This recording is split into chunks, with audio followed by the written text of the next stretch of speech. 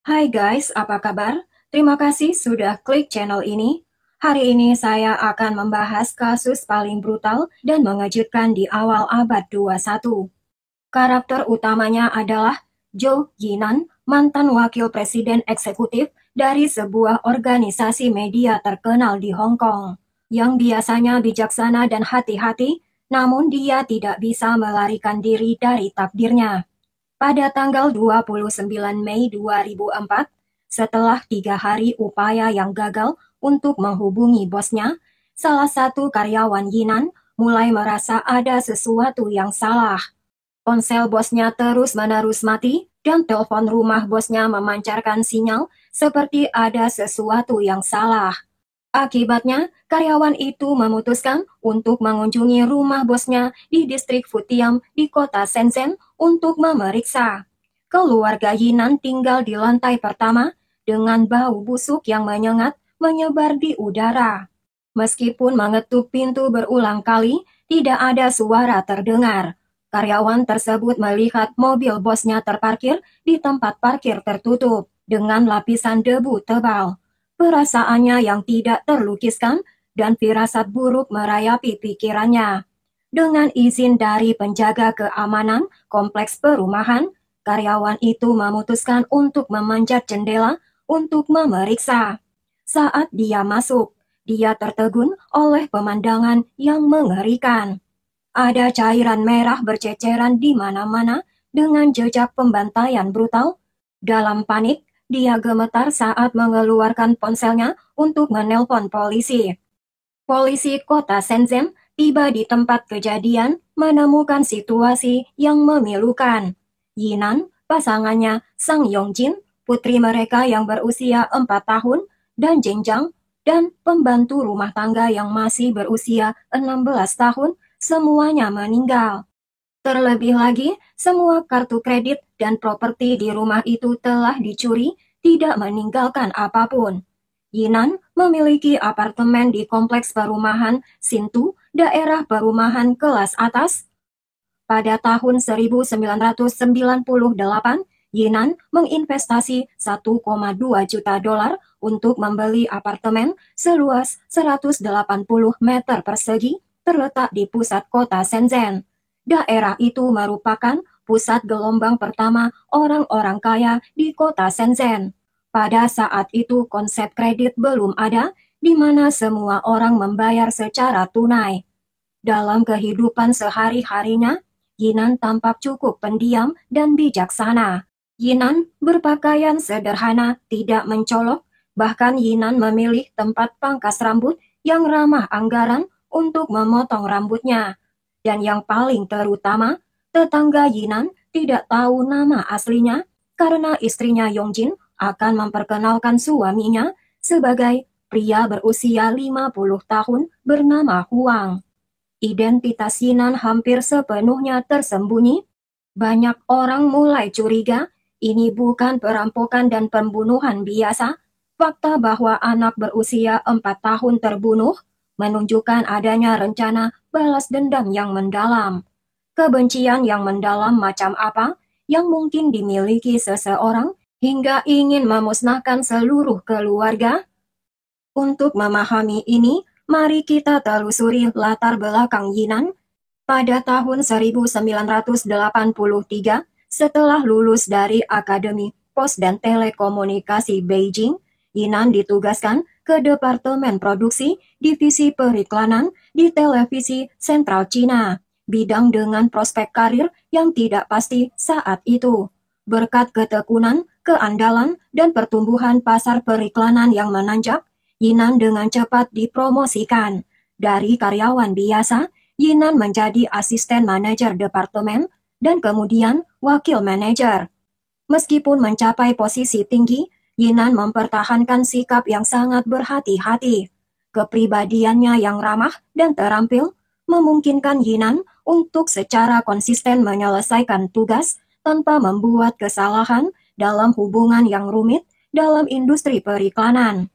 Pada tahun 1986, melalui perkenalan, Yinan menikahi Xiao, seorang perawat di rumah sakit obstetrik dan ginekologi di Beijing. Dibandingkan dengan Yinan, kepribadian Xiao sangat bertentangan dengan sifat Yinan yang pendiam. Xiao selalu nyaman dalam bersosialisasi, menyukai percakapan, dan membawa suasana yang hidup ke dalam hubungan pernikahan mereka. Pada tahun 1990, Departemen Periklanan Televisi Pusat Tiongkok memutuskan untuk mengirim Yinan ke Hong Kong untuk memperluas pasar internasional.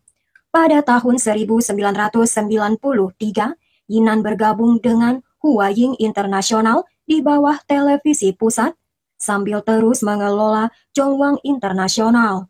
Bagi Yinan, pekerjaan antara Hong Kong dan Beijing berjalan konsisten dengan sedikit perbedaan. Selama periode ini, Yinan harus terus berpindah antara kedua kota. Pada tahun 1999, benar-benar merupakan titik balik yang kritis dalam kehidupan Yinan ketika Yinan meninggalkan dua organisasi media. Untuk pertama kali, Yinan menghadapi pengalaman bisnis yang sama sekali baru dan berbeda. Yinan mendaftarkan perusahaan periklanannya sendiri, tetapi tidak seperti tahun-tahun sebelumnya, tidak ada yang menunggu untuk bekerja sama dengan Yinan. Yinan memutuskan untuk menghentikan semua operasi dan berencana untuk menjual rumah dan mobil di daerah Sintu dan kembali ke Beijing sebagai pelarian dari tekanan di sekitar Yinan. Deng Zhenjiang, akuntan yang selalu menemani Yinan, memiliki perspektif yang sama sekali berbeda. Deng Zhenjiang sering memberitahu keluarga Yinan bahwa bisnis Yinan menjadi semakin lancar. Apakah masalah yang disebutkan Yinan akan menjadi alasan yang menjadi tragedi keluarganya? Penyelidikan polisi menemukan bahwa akumulasi kekayaan Yinan tidak rumit. Meskipun bisnisnya tampak kurang menjanjikan, itu belum mencapai titik yang menimbulkan kebencian yang cukup parah untuk melenyapkan seluruh keluarga Yinan. Sebaliknya, kehidupan perkawinan dan emosional Yinan tampak menyimpan misteri yang mendalam. Orang yang terbunuh bersama Yinan adalah Yongjin. Awalnya polisi mengidentifikasikan Yongjin sebagai istri kedua Yinan. Tetapi penyelidikan berikutnya mengungkapkan bahwa Yinan sebenarnya tidak menceraikan istri pertamanya. Oleh karena itu, Yongjin hanya disebut sebagai pacar Yinan. Sebagai wanita cantik yang bersemangat, yang suka tertawa, yang berbicara dengan dialek Sichuan. Yongjin lahir pada tahun 1976 di desa Hongxin, kota Liujiang, provinsi Sichuan. Yongjin 21 tahun lebih muda dari Yinan. Yongjin memiliki satu saudara laki-laki dan dua saudara perempuan. Ketika Yongjin berusia 3 tahun, orang tuanya bertengkar sengit. Keesokan harinya, Ibu Yongjin meninggal dunia secara misterius di rumahnya. Karena kecurigaan pembunuhan pasangan, ayah Yongjin, Xiang Wenbin, ditahan. Keempat anak-anak itu tiba-tiba menjadi hampir yatim piatu. Meskipun Wenbin dibebaskan 3 tahun kemudian karena bukti yang tidak cukup, tahun-tahun itu dihabiskan untuk dibesarkan oleh kakek nenek yang sudah tua. Kadang-kadang dibiayai oleh kerabatnya. Semua anak-anak putus sekolah setelah pendidikan dasar. Setelah lulus, Yongjin bekerja di berbagai pekerjaan. Dia mengalami banyak kesulitan, tetapi dia menghasilkan sedikit uang. Pada usia 16 hingga 17 tahun, Yongjin mulai berpikir untuk pergi ke kota besar untuk mencoba peruntungannya. Pada titik ini, Yongjin telah menjadi cantik. Orang akan menoleh kemanapun Yongjin pergi. Di tahun-tahun berikutnya, Yongjin berkeliaran di kota Beijing, Shenzhen, dan kota-kota besar lainnya. Tetapi tidak ada yang tahu persis apa yang Yongjin alami selama waktu itu. Kemudian pada tahun 1998, Melalui perkenalan, melalui teman dan kerabat, Yongjin bertemu Yang Wen, seorang pengemudi bus di Kabupaten Hongya yang baru saja bercerai dan memiliki anak. Pada bulan April tahun berikutnya, mereka menikah. Setelah menikah, hubungan mereka tidak baik dengan seringnya pertengkaran. Pada musim panas tahun 2001, Yongjin melahirkan seorang putri, tetapi hanya 6 bulan setelah melahirkan, Yongjin pergi ke kota Shenzhen untuk mempelajari teknik kecantikan. Sesudahnya, bahkan setelah Yongjin kembali ke rumah, Yongjin hanya akan tinggal selama 10 hari sebelum dia pergi lagi. Ini secara alami menimbulkan kecurigaan suaminya. Yang Wen melacak alamat Yongjin ke alamat tempat di mana Yongjin telah meminjam susu untuk putrinya, dan secara tidak terduga, Yang Wen bertemu Yinan. Pada tanggal 20 Februari 2002, mereka akhirnya bercerai dengan kesepakatan. Sebenarnya Yongjin telah mengenal Yinan sejak 2 tahun sebelumnya bekerja di Beijing. Mungkin karena Yongjin tidak bisa mendapatkan kehidupan yang stabil, Yongjin telah kembali ke kampung halamannya untuk menikah. Tak lama setelah Yongjin melahirkan anaknya, Yinan menghubungi Yongjin lagi. Setelah menghadapi masalah perkawinan, Yongjin membawa putrinya ke kota Shenzhen, melanjutkan hubungannya dengan Yinan. Sejak saat itu, Yongjin jarang kembali ke kampung halamannya, hanya kembali selama tahun baru Imlek dengan putrinya. Di kota Shenzhen, Yongjin hidup dengan santai, menghabiskan harinya di rumah teh Uli, bermain kartu dan bersantai. Rumah teh ini adalah tempat berkumpul bagi wanita dengan situasi yang sama. Pada tahun 1997, setelah Hong Kong kembali ke Cina, itu juga merupakan periode puncak bagi pria-pria kaya Hong Kong untuk menyimpan wanita simpanan di daratan Cina. Para wanita ini dapat memperoleh penghasilan antara $3.000 hingga $10.000 dibandingkan hanya sedikit uang yang bisa dihasilkan sebagai buruh. Di antara para pemain kartu biasa, sahabat Yongjin adalah Wu Yuankui, wanita lain yang mengikuti jalan yang sama. Lahir dari keluarga pedesaan miskin di Hubei, Yuankui telah memendam ambisi besar sejak usia muda. Setelah dia lulus sekolah menengah, Yuankui pergi ke Guangdong untuk bekerja, membawa mimpi perjuangan dan peningkatan diri. Namun, bagi gadis-gadis tanpa pendidikan keterampilan dan dengan ambisi yang tidak masuk akal seperti Yuankui, mimpi hidupnya dengan cepat hancur. Tanpa jalan keluar, Yuankui mulai bekerja di layanan khusus. Yuankui tidak hanya bergantung pada pria-pria Hong Kong, tetapi juga mengelola beberapa wanita di industri jasa. Pada tahun 2000, Yuankui kembali ke rumah, menikah, dan melahirkan bayi perempuan. Namun hidup Yuankui cepat berubah menjadi sulit ketika suaminya dipenjara karena pelanggaran pidana. Beban mengasuh putrinya dan 4 kerabat lanjut usia sepenuhnya jatuh pada Yuankui. Tanpa pilihan lain, Yuankui kembali ke Guangdong untuk melanjutkan pekerjaannya sebelumnya. Keluarga Yuankui tetap berada dalam ilusi bahwa Yuankui bekerja di sebuah toko. Selama hampir 10 tahun di kota Guangdong, Yuankui bekerja di berbagai kota, dari kota Guangzhou ke kota Dongguan. Namun Yuankui tidak memiliki ciri-ciri alami untuk profesinya. Kulit Yuankui tidak cukup cerah, bentuk tubuhnya tidak cukup menarik. Pria dalam hidupnya hanya sebagai pelancong yang lewat, cepat ketika mampir, dan dengan cepat menggantikan Yuankui dengan wanita lain. Pada tahun 2003, Yuankui muncul di Shenzhen dan memulai hubungan dengan pria Hong Kong yang sudah menikah. Pria ini secara konsisten memberi Yuankui tunjangan bulanan tetap. Di luar penghasilan ini, Yuan Kui hampir tidak memiliki penghasilan signifikan lainnya. Yuan Kui, selain menyenangkan pacar Hongkongnya, setiap harinya dia hanya diisi dengan waktu luang. Bermain kartu di rumah teh menjadi hobi yang paling dinikmatinya untuk melarikan diri dari tekanan hidup. Dengan cepat Yuan Kui menjadi akrab dengan Yongjin yang juga pelanggan tetap di rumah teh. Sekitar tahun baru Imlek, Yuan Kui dan Yongjin sering saling mengunjungi rumah masing-masing untuk bermain kartu.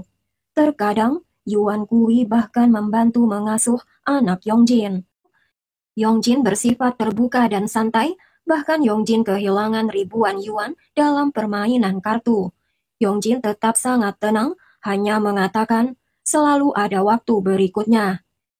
Yongjin suka membual pada teman-temannya tentang barang belanjaan baru suaminya atau proyek investasinya. Sebaliknya Yuan Kui, dia tidak berhasil memperoleh rumah, bahkan setelah bertahun-tahun dengan latar belakang dan pengalaman yang sama. Yongjin tampaknya jauh lebih beruntung, cantik, dan dengan cepat melekatkan dirinya pada seorang pria kaya. Yongjin menikah lebih awal, memiliki keluarga dan 2 mobil mewah, bahkan dia memperkerjakan pembantu rumah tangga. Di sisi lain, Yuan Kui memiliki penampilan biasa yang hanya memperburuk seiring bertambahnya usia. Pada beberapa kesempatan, Yuan Kui menyaksikan cinta yang mendalam antara pria lain dengan istri dan anak perempuannya. Saat-saat seperti ini, seperti garam yang digosok ke luka pribadinya yang menyebabkan kecemburuan yang terus-menerus. Yuan Kui terjebak antara temannya yang beruntung yang memancing kecemburuannya dan kekasih Hongkongnya yang bersiap meninggalkan Yuan Kui. Pacar Hongkongnya, Tuan Huang, tidak memberi uang kepada Yuan Kui selama berbulan-bulan. Karena Tuan Huang merasa Yuan Kui kurang menarik. Penolakan ini bagaikan api yang membara yang perlahan membakar hati Yuan Kui. Pada bulan April 2004, Yuan Kui mendekati rekan iparnya, Luo Jun. Yuan Kui mengusulkan untuk membayar beberapa orang untuk membalas dendam pada pria Hong Kong itu dengan harapan memeras sejumlah besar uang sebelum pergi. Luo Jun adalah juga seorang imigran di kota Shenzhen. Luo Jun dicari karena menggelapkan aset perusahaan dan dia telah melarikan diri ke kota Shenzhen untuk bersembunyi. Setelah mendengar rencana Yuan Kui, mereka segera menemukan titik temu. Namun masalahnya terletak pada pria Hong Kong, kekasih Yuan Kui itu sendiri. Karena tidak sabar, Luo Jun mengatakan pada Yuan Kui, "Apakah kamu tahu rumah orang-orang kaya? Daripada menunggu seperti ini, mengapa tidak merampok rumah orang kaya?"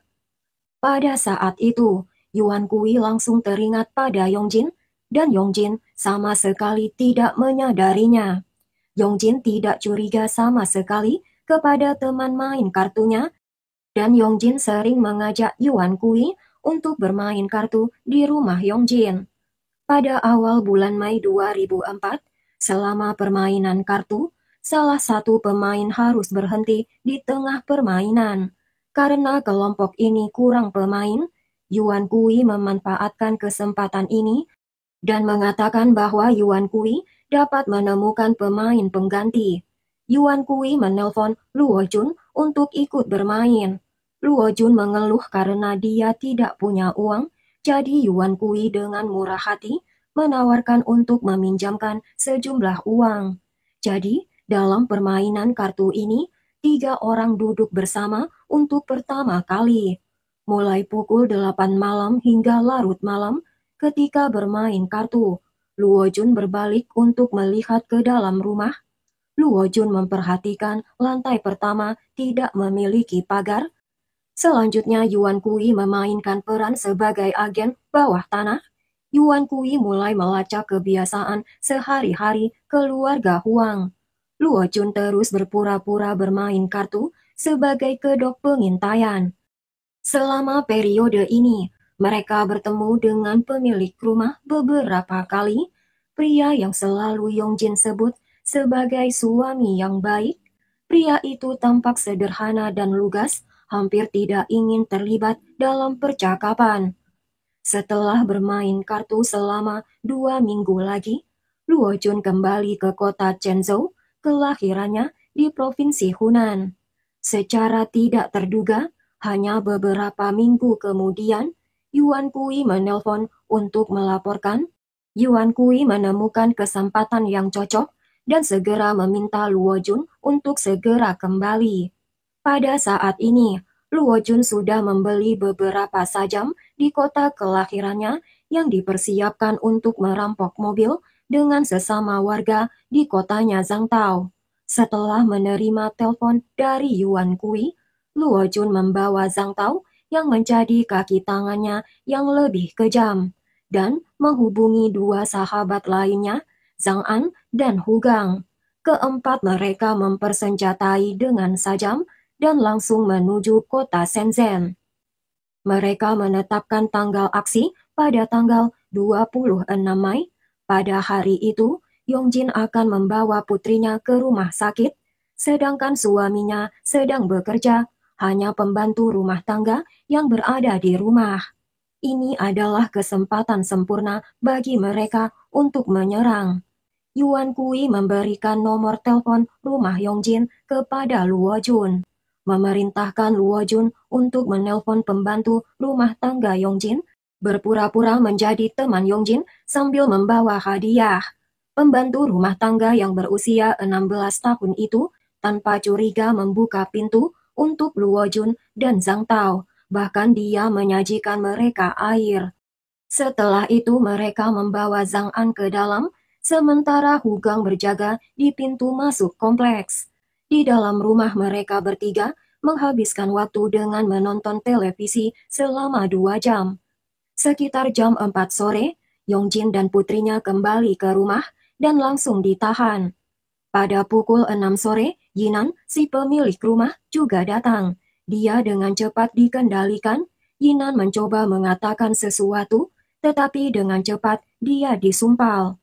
Tidak satu pun dari keluarga Huang yang melawan.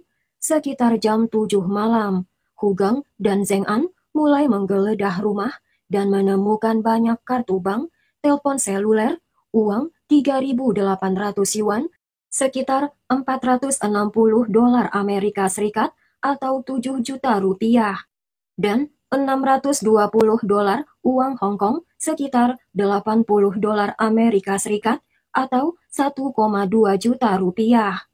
Pada pukul 9 malam, Zhang Tao menelpon Luo Jun dan memberikan kartu bank dan buku tabungan. Luo Jun kemudian menarik sekitar 5.000 yuan, sekitar 600 dolar Amerika Serikat dari kartu ATM Yongjin. Pada pukul 11 malam, penghuni terakhir, Deng Zhenjiang, akuntan perusahaan, juga datang ke rumah Yinan. Penjahat itu menerapkan metode yang sama, namun kali ini penjahat-penjahat itu menghadapi perlawanan. Mereka menjatuhkan Deng ke lantai, memukul kepalanya dengan keras. Akuntan tua itu karena usia dengan cepat pingsan. Sesudahnya, Zhang Tao menelpon Luo Jun, meminta Luo Jun untuk mengambil 2 kartu bank tambahan yang ditemukan di kamar tidur. Salah satu kartu bank milik Yinan. Luo Jun terkejut menemukan saldo lebih dari 6 juta yuan. Dia segera melaporkannya kepada Zhang Tao. Tetapi tanggapan suram bahwa akuntan tua itu sudah meninggal dunia. Zhou Yinan yang terikat di lantai. Yinan sangat berhati-hati ketika dia pindah dari daratan Cina ke Hong Kong.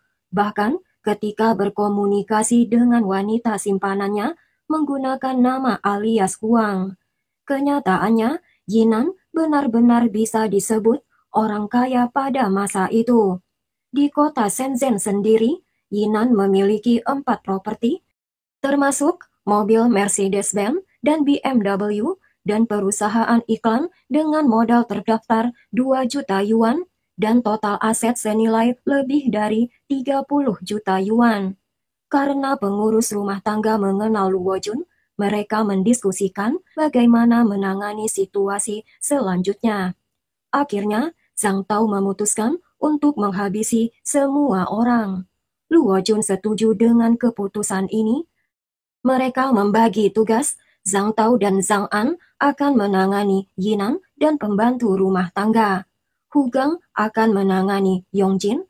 Zhang An melaporkan ketika dia melihat Yinan tergeletak di lantai dengan rasa sakit luar biasa. Dia melukai Yinan dengan sajam 2 kali. Hu Gang mengatakan, mereka memintaku untuk menghabisi pembantu rumah tangga, tapi saya tidak bisa. Mereka meminta saya menghabisi anak kecil itu, tapi saya mengatakan saya tidak bisa melakukannya. Saya tidak mau menghabisi siapapun. Hu Gang menghabisi Yongjin. Hu Gang ingin Yongjin terlihat meninggal karena Hu Gang takut dia akan dihabisi. Zhang Tao menyumpal mulut Yongjin dan menekan lehernya. Setelah semua orang dihabisi, hanya anak Yongjin yang berusia 4 tahun yang tersisa. Penjahat perampok itu membahas bagaimana cara menangani anak kecil itu. Luo Jun dan Yuan Kui, keduanya memiliki anak perempuan, berpendapat mereka tidak dapat menyentuh anak kecil itu. Tetapi Zhang Tao mengatakan, kita sudah sejauh ini karena aku tidak dapat melakukannya, karena tidak ada seorang pun yang mau bertindak, saya akan melakukannya.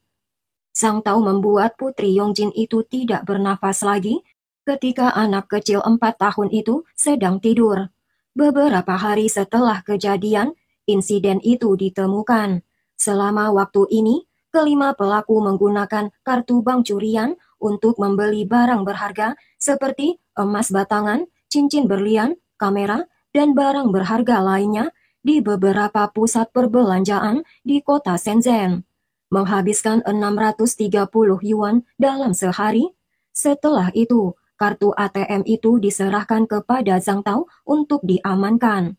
Zhang Tao menarik uang 7.000 yuan, sekitar 850 dolar Amerika Serikat dari ATM pada tanggal 28 dan 29 Mei 2004.